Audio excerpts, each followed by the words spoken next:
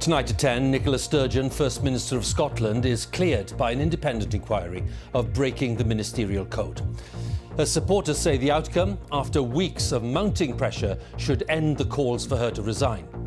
Ms Sturgeon had been accused by her predecessor, Alex Salmond, of misleading Parliament following allegations of sexual harassment made against him. Some people in being confronted with a similar situation might have made different judgments to the ones that I made, but I believe I acted appropriately in a difficult situation, and I'm pleased that I have the independent verification of that. We'll have the latest on the outcome, which comes just 6 weeks before the Scottish parliamentary elections. Also tonight, a warning that because of the sharp rise in coronavirus cases in parts of the EU, the UK will not escape the effects of a third wave. People in this country should be under no illusions that previous experience has taught us that when a wave hits our friends, it I'm afraid, washes up on our shores as well.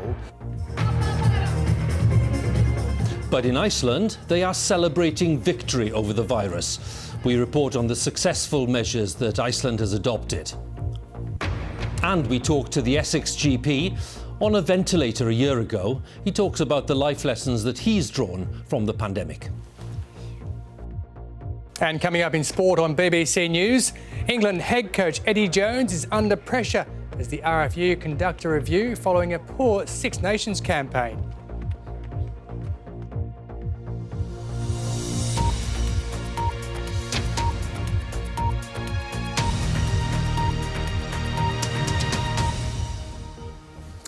Good evening. In a highly significant finding, the First Minister of Scotland, Nicola Sturgeon, has been cleared by an independent inquiry of breaching the ministerial code. Her supporters say that the outcome, which comes after weeks of mounting pressure on the First Minister, should end the calls for her to resign. The inquiry, led by the prominent lawyer James Hamilton, examined claims that Ms Sturgeon deliberately misled Parliament following allegations of sexual harassment made against the former First Minister, Alex Salmond. A separate report by a committee of MSPs is expected to be published tomorrow morning. Our Scotland editor, Sarah Smith, has the latest. Nicola Sturgeon knew her job could depend on this report. She herself asked James Hamilton to investigate her actions. His verdict?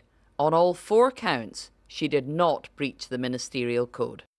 I have been very clear in my own mind that I acted appropriately and did not breach the ministerial code, but that, while that might be necessary, is not sufficient. It's important to the Scottish people that they have independent verification and adjudication of that, and that, of course, is what they now have. The first big question, what did she know and when? On the 2nd of April, he informed me about the complaints against him. Nicola Sturgeon originally told Parliament the first she knew of complaints against Alex Salmond was on the 2nd of April when he told her about it in a meeting at her home. She later had to admit she'd forgotten about a meeting on the 29th of March with Salmond's former Chief of Staff in which he says the complaints were discussed.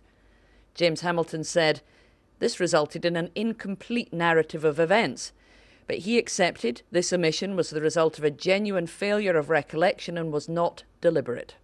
Did Nicola Sturgeon break the rules by not recording the meetings she had with Mr Salmond to discuss the complaints against him?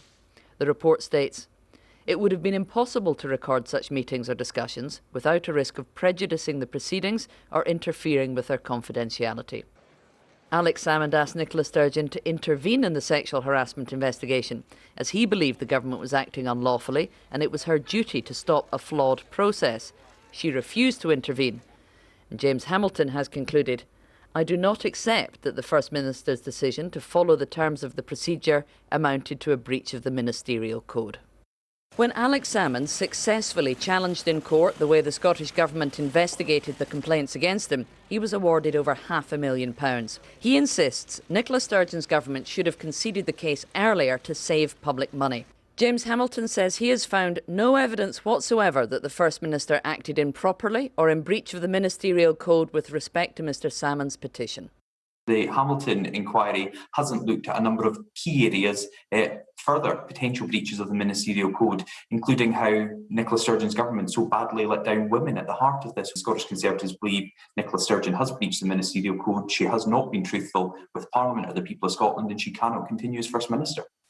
For months, Nicola Sturgeon has faced accusations of lying and calls for her resignation. She's always maintained she was telling the truth.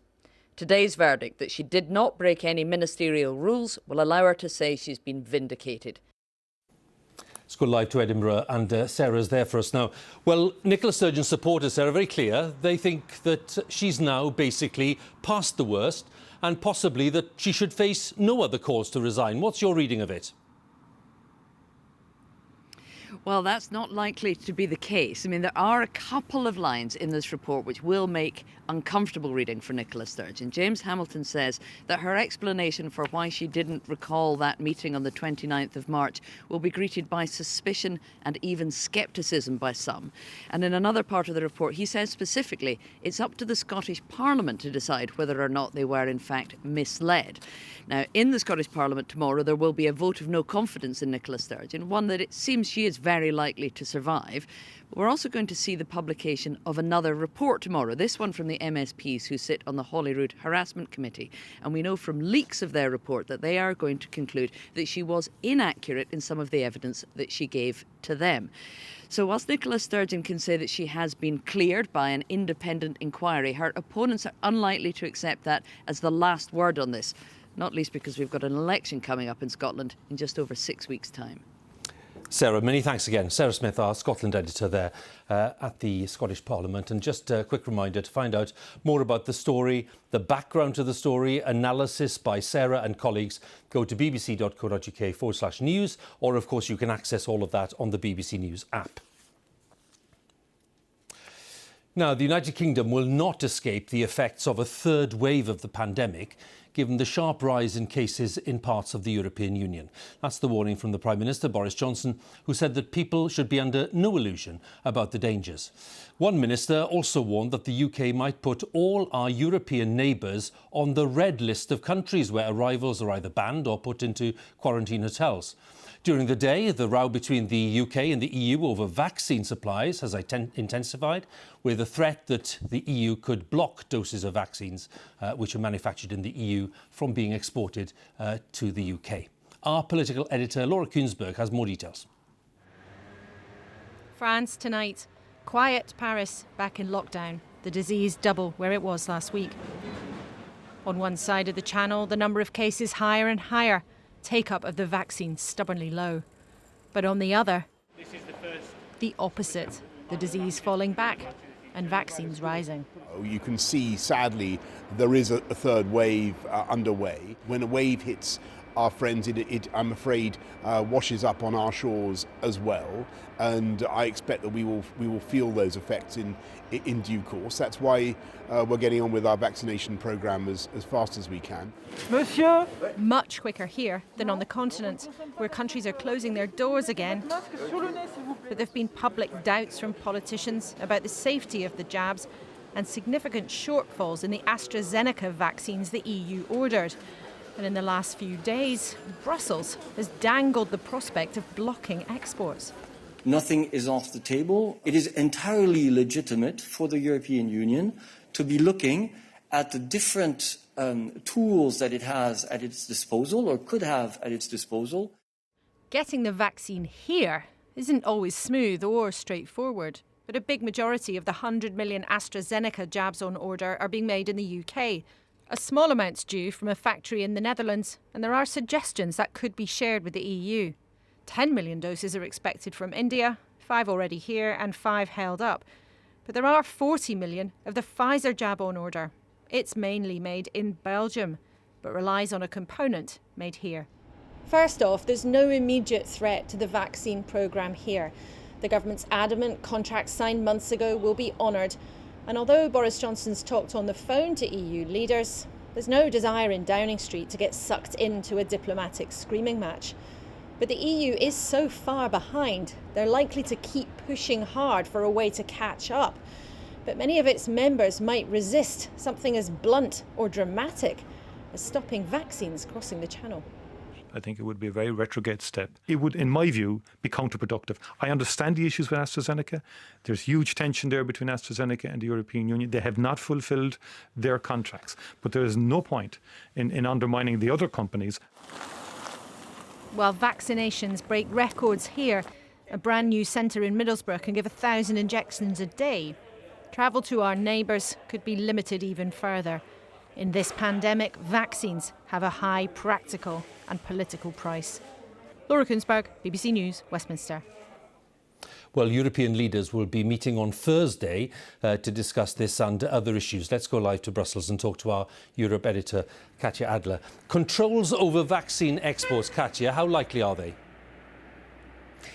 Well, Huw, it's important to realise that EU leaders are under growing pressure to do something about vaccines. For weeks, citizens across the EU have been looking at the very successful vaccine rollout in the UK, and they're asking, well, what about our vaccines? This at a time when there's a third wave of the virus that's sweeping across much of mainland Europe. So, of course, the vaccine debate has now bled into national politics, with some EU leaders feeling that their government's credibility is on the line here, definitely the credibility of the European Commission. But that said, EU diplomats that I've been talking to today say the focus of EU leaders when they meet at their summit on Thursday will be how to secure more vaccines for the EU and the different methods possible to do that, rather than an obsessive focus on vaccine export bans. And that's because, as we heard there in Laura's report, EU leaders are divided about the ideas of bans. They're even divided about the idea of using existing powers they have, more vaccine export controls. They've only been used once to date to stop vaccine exports leaving the EU. There is an appreciation here that in order to manufacture vaccines, you have this very delicate global supply chain that a lot of leaders are worried about disturbing. So yes, Huw, they will be talking about possible export bans on Thursday, but it's unlikely they're going to come to a definitive, unanimous conclusion. Katja, many thanks again. Katja Adler there for us in Brussels. Let's stay with this story because results from a trial in the United States have again confirmed that the Oxford-AstraZeneca vaccine is both safe and effective. Let's talk to our medical editor, Fergus Walsh, who's with us. What do the results say, Fergus? Well, impressive results which pave the way for the Oxford-AstraZeneca vaccine to be finally approved in the US, which was waiting on its own domestic trial data.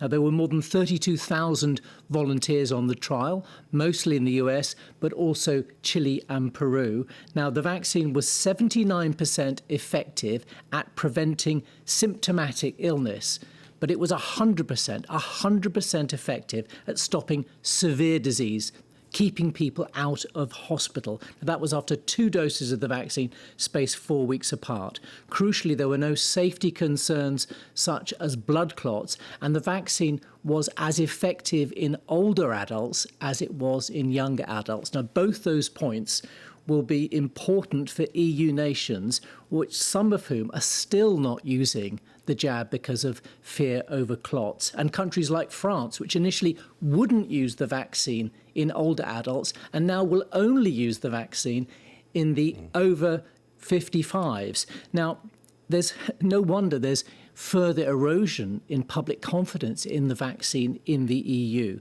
But these results confirm the real-world data. Hundreds of thousands of people a day in the UK are having this vaccine. And like the Pfizer jab, it's having a massive impact, cutting deaths and protecting people from COVID. Fergus, many thanks once again. Fergus Walsh, our medical editor. All of which brings us to the latest government figures. Let's look at them. They show that there were 5,342 new infections recorded in the latest 24-hour period. On average, 5,485 new cases were reported per day in the past week. The latest figures show 6,162 people were in hospital across the UK. 17 deaths were reported in the latest 24-hour period. That's people who died within 28 days of a positive COVID test. That's the lowest daily figure for nearly 6 months. On average, in the past week, 85 deaths were announced every day, and the total number of deaths is now 126,172. Let's look at the vaccinations. Fergus mentioned this just a short while ago. More than 367,000 people have had their first dose of a COVID vaccine in the latest 24-hour period, bringing the total to almost 28 million. And that is more than half of the UK adult population. And just over 2.2 million people have had both doses of the vaccine. Now let's move on to some of the day's other news, because several Western countries, including the UK, have announced sanctions targeted at Chinese officials over human rights abuses against the Uyghurs, a mostly Muslim minority. The sanctions are directed at senior officials in the northwest region of Xinjiang, accused of responsibility for abuses against Uyghurs detained in camps there. BBC investigations have gathered first-hand testimony of forced labour, allegations of rape and torture of detainees. The sanctions were announced as a coordinated effort by the European Union, the UK, Canada and the US. China said it was all based on nothing but lies and disinformation and responded with its own sanctions. Our diplomatic correspondent James Landale has more details.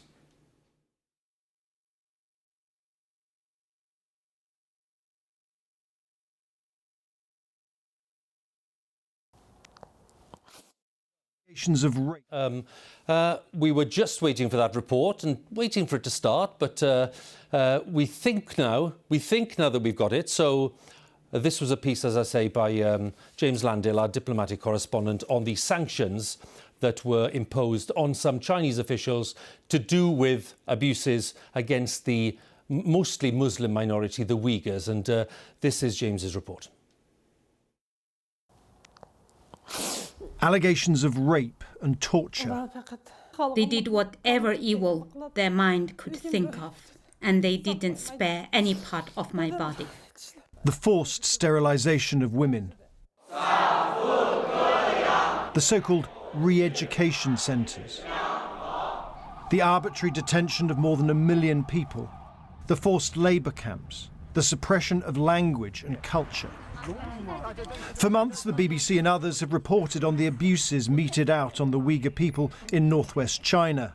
Western governments have criticised, but only now are they acting against what some in China wish to hide. By acting with our partners, 30 of us in total, we are sending the clearest message to the Chinese government that the international community will not turn a blind eye to such serious and systematic violations of basic human rights. These are the sorts of camps where the Foreign Secretary says industrial-scale abuse is taking place. And the 4 top Chinese officials that Britain says is responsible will now be subject to travel bans and asset freezes. The state organisation in charge of security and policing in the region is also sanctioned. European ministers meeting in Brussels imposed similar measures, as did Canada and the United States. China retaliated immediately by sanctioning 10 European political figures and 4 organisations. And the country's top diplomat in Britain was not impressed. Xinjiang affair is totally China's internal affairs, and the sanction is based on unfounded accusation. You say these are unfounded allegations, but how can you deny the sheer weight of the evidence from survivors, from first-hand reporting, from satellite imagery, from official documentation? So far, the satellite images are not true, and the pictures and videos, they are concocted. What we are doing in Xinjiang is just precautionary measures in anti-terrorism and anti-secessionism to safeguard our national interest. In practice, these sanctions are going to affect only a handful of people, but they are significant because it is so unusual for the West to take such collective action against China. What diplomats here want to know is what impact this is all going to have on discussions with China about other issues like trade or climate change. James Landale, BBC News, outside the Foreign Office. Now, there are significant changes ahead for the British Armed Forces, with fewer soldiers and tanks and a reduction in the number of older aircraft. The cuts are being made to help fund new equipment and new technologies. The Defence Secretary Ben Wallace said that the changes marked a shift from mass mobilisation to readiness and relevance for confronting the threats of the future. So by 2025, the number of regular troops will be reduced from a target of 82,000 to 72,500. The number of new F-35 aircraft will be increased from 48, while the number of Typhoon fighters will fall by a fifth. Now, for the Navy, there will be fewer frigates and destroyers, down from 19 to 17 by the end of the decade, before a new generation is then brought in. Our defence correspondent, Jonathan Beale, has been looking at the review. The army of the future will have fewer tanks and fewer soldiers. The RAF will retire some of its older jets and aircraft. And the Navy will see a cut in its surface fleet before new warships come into service. All this at a time when the government says the threats are rising. But it is promising a high-tech armed forces and to invest in new technologies, from fast jets to drones and robots, to fight the wars of the future. We will ensure defence is threat-focused, modernised and financially sustainable, ready to confront future challenges, seize new opportunities for global Britain, and lay the foundations of a more secure and prosperous United Kingdom. The threats to Britain are increasing. Our forces will be forward deployed further from home, yet this is a plan for fewer troops, fewer ships, fewer planes over the next few years. Yeah, we'll get that sorted. The armed forces of tomorrow will be able to fight in the new domains of space and cyber. All Marines and troops will be better equipped, but the regular army is set to lose around 10,000 soldiers. The question, can a smaller force really deliver a more potent punch? A small 12-man team having the same effect as probably what a company had at the time when I was out in Afghan. So you're looking at a 12-man team compared to 60 plus having a greater effect. Do you think the future of the army is exciting? It's all about the effect and the output. So as long as the output remains the same and is appropriate to the mission, then that's the key thing here. To match the government's ambition of a global Britain, later this year the Navy's new aircraft carrier will sail to the Pacific. But can the UK's military really do more with less? I've always had tremendous respect for the British military. And so, if I had my way, I'd probably maintain the force level in Britain only because they're great fighters. It's not all out with the old. After years of arms reduction, the government says it'll increase the ceiling of its stockpile of nuclear warheads. One legacy from the Cold War era that it doesn't want to give up. Jonathan Beale, BBC News. A huge fire has caused devastation in large parts of a Rohingya refugee camp in Bangladesh.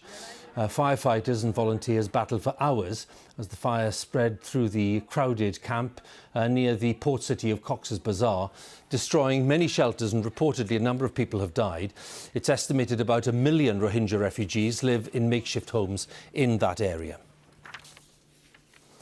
Now, while countries across Europe are struggling with rising cases of coronavirus, Iceland has largely managed to eradicate the virus. It has a handful of cases, most of which have come from people entering the country. And it's become Europe's first and only green zone country, allowing it to open up again with very few restrictions on daily life. Our Europe correspondent, G. Mackenzie, has been to find out what's behind that success. The storm has passed. Hibernation is over. Celebrations have begun. This feels so amazing. Just let loose a little. Meet friends, sing a little, why not?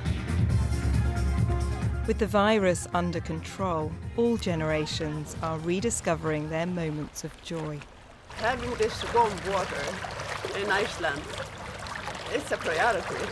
During those months this winter, I have missed it very much. To get here, Iceland acted fast. It began aggressively testing and contact tracing from day one. Within months, every arriving passenger was made to quarantine. Take a sample from your throat and then from your nose.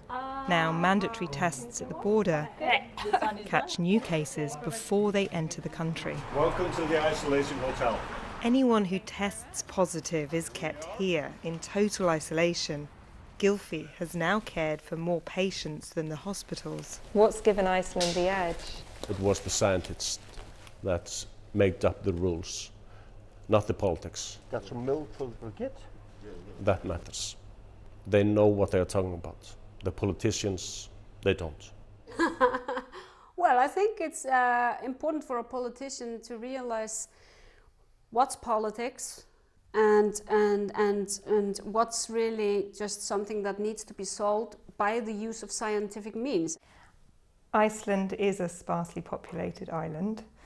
I'm sure a lot of countries look at Iceland and think you've had it easy. Obviously, it's been very beneficial to Iceland that we are small and there are so few of us, and that's obviously makes testing, intensive testing and tracing easier. Iceland has been dealt another helping hand.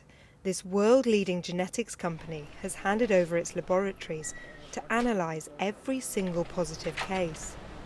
But after months of keeping the British variant out of the country, they notice a case has slipped through the border. There were 2 cases diagnosed yesterday, and he is sequencing them now. So you'll be able to know today if it's the British variant that's spread. That's what you're fearing. The results confirm the British variant has spread. But over the next few days, more than 1,000 people are tracked down and tested, and the virus is contained.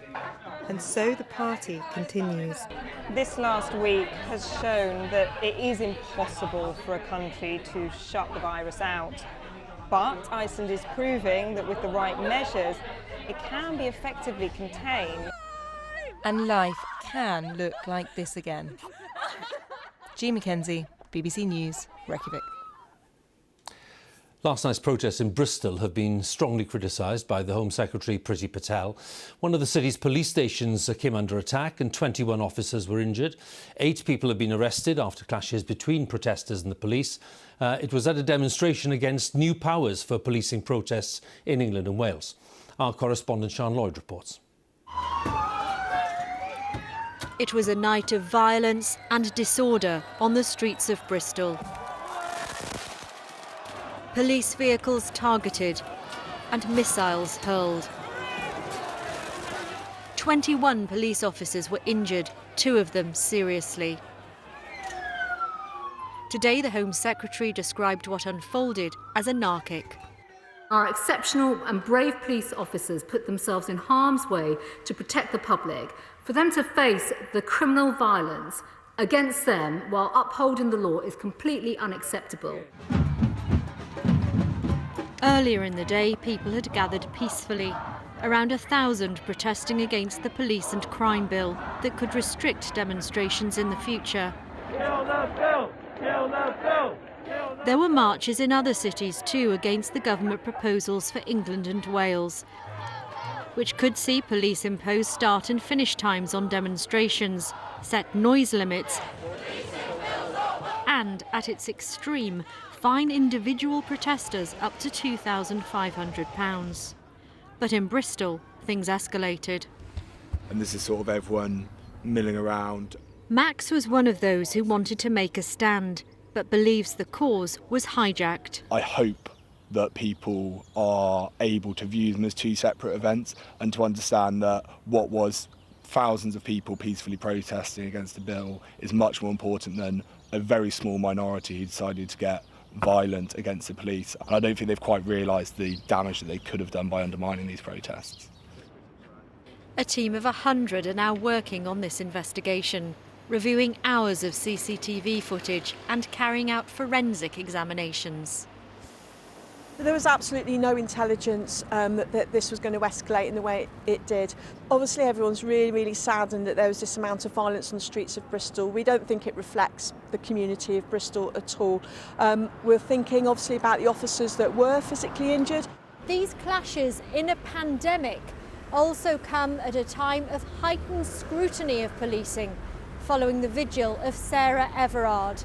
Tonight, both enforcement and demonstration are once again in the spotlight.